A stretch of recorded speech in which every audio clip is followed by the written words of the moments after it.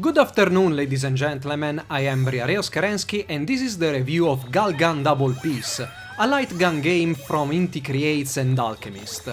This might not be the first time some of you hear about Inti Creates, as more or less recently they published Azure Striker Gunvolt on the 3DS, along its spin-off Mighty Gunvolt.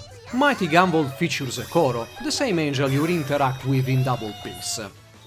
In this review I'll cover the PS4 version. The game is also available on the Vita, and from what I've seen, the two versions are essentially the same. It's safe to assume that developers choose the Vita as the leading platforms, visuals are well below the PS4's capabilities, and Sony's home console also suffers in few situations where touch controls are involved.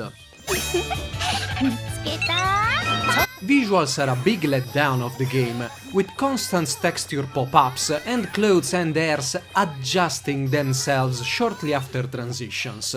The polygonal count is low, sometimes criminally so, with poorly filtered textures all over the place. Environments aren't completely devoid of detail, but textures are lifeless, trying to compensate for the lack of light sources and failing to do so, instead further making the game less appealing to look at. Girl models aren't bad, but during the many close-ups it's impossible not to notice their sharp edges and the complete lack of lip-syncing. There are many voices in the game, but not much variety in them.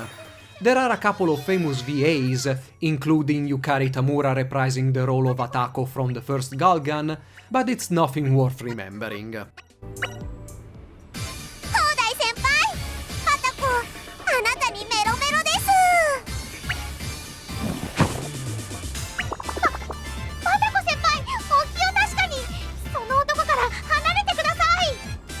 This is probably due to the script, that tries to be as comical as possible but stumbles in clichés without fully realizing them.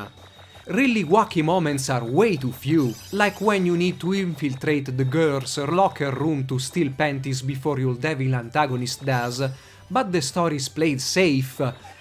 If safe can be used for a game where you have to fend off hordes of girls trying to confess their love.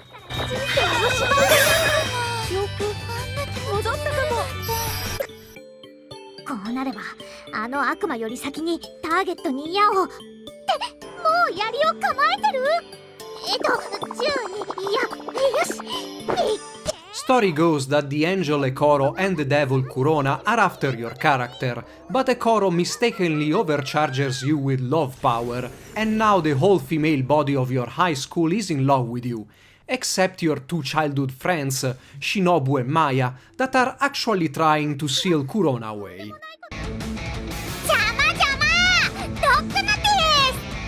Double Peace features multiple storylines centered around the main characters, with some of those locked away until you clear certain requirements.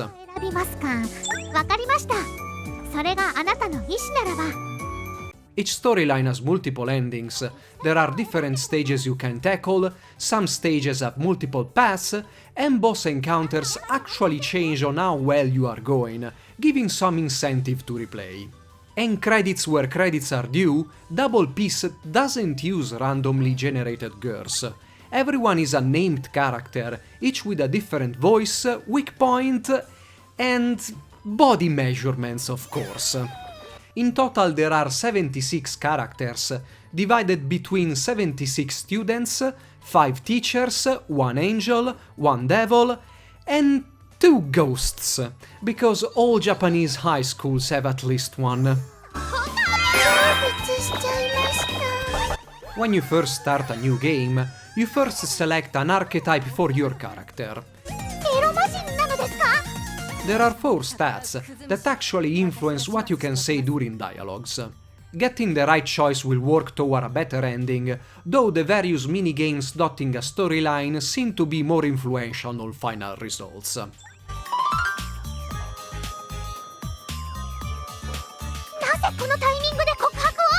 Stats can be increased or decreased by purchasing specific items between missions or deploying the Doki Doki Field, one of your special abilities.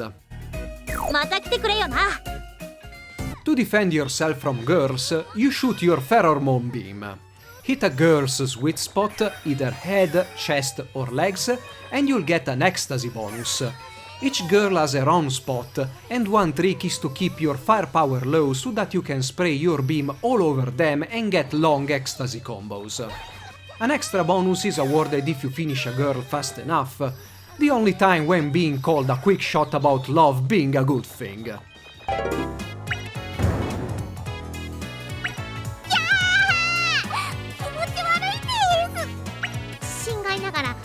同意見です。気持ち悪い。本当に気持ち悪いですよ。Sorry. 嫌です。お前とは関わりたくないです。さあ、女の子を選んでください。ドキドキフィールド展開。まさか。Shooting girls will feel a hard gauge, up to 3 times. With this you can deploy your Doki Doki field and engulf up to 3 girls. In the Doki Doki field, you touch the girls' weak points to fill their gauge. Above and beyond performances will make the girls throw the double peace sign. The camera during these events constantly moves, and sometimes it focuses away from the weak spots for large amount of times, making you fail the event. Extra cameras can be purchased between missions.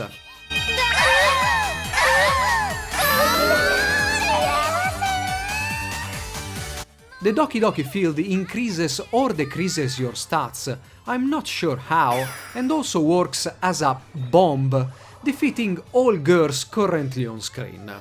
Failing these events will just keep your stats the same. You can use your divine powers to zoom in. Zooming works as an X-ray vision of sorts, allowing you to see through certain objects to snatch bonuses. Some bonuses are actually attached to girls and can only be revealed by zooming in. And of course, if you use X-rays on girls' clothes, you'll be able to get their measurements if you aim for bust, waist or hips.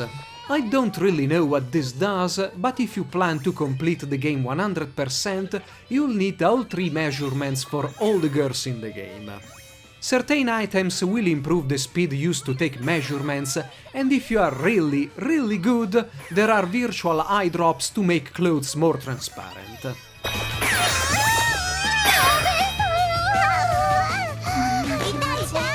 Every now and then, you'll be called to perform in minigames.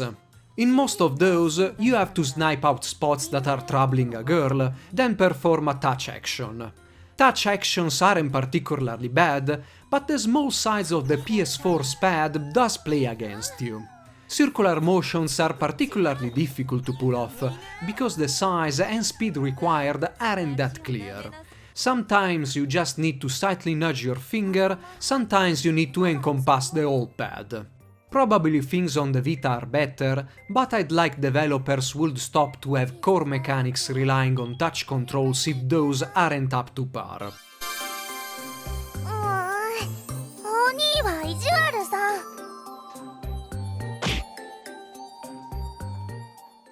The main problem with minigames, and boss battles in general, is that there aren't many and they are very easy. Boss fights always require you to hit your target while deflecting bullets and clear QTE style moments once in a while. You can expect all storylines to feature at least one battle against a tentacle monster holding one or more girls captive, and these events are always the same. One thing that carries these events is to see a fail state, but that can only last for so long.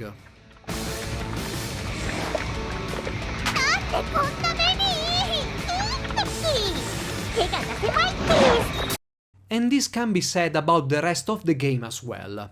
As a light gun game, Galgun Double Peace isn't particularly noteworthy. Even with new options opening up, there isn't much variety. There are a lot of hidden extras, like school badges, extra uniforms and accessories, and there are a lot of girls to collect data on, but the game itself isn't that good to warrant so many playthroughs to get everything. If you stick to the main storylines, Galgun Double Peace should last around 10 hours, Not that bad, but you might get bored before that, especially when you consider that a lot of stages are shared between characters. ほらちゃんと授業見てなさい先生なのに There is a score attack mode, but even its availability is locked behind story requirements. There is of course a gallery, a recap screen for your character, 桜崎第三高等学校3年 D 組小津ゆりなです and a rather detailed section describing every girl you encounter.